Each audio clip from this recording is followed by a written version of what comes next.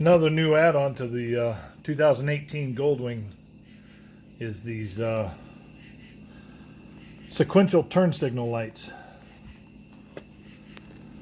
I believe they look like a white headlight while you're riding, and then when you put a turn signal on, it turns to an amber sequential light.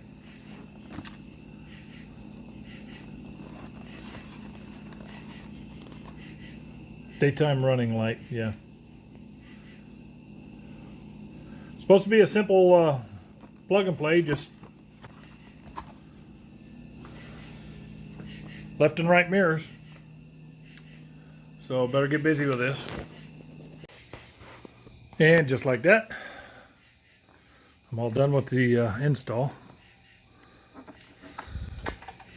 Let's take a look at it and see what they look like.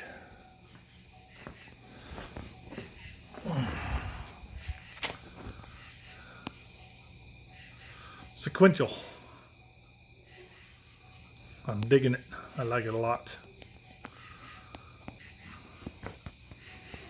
Thanks for watching. Stay tuned. I've got some other videos. I got a video I haven't put up together yet from July when the Brickyard 400 came to town.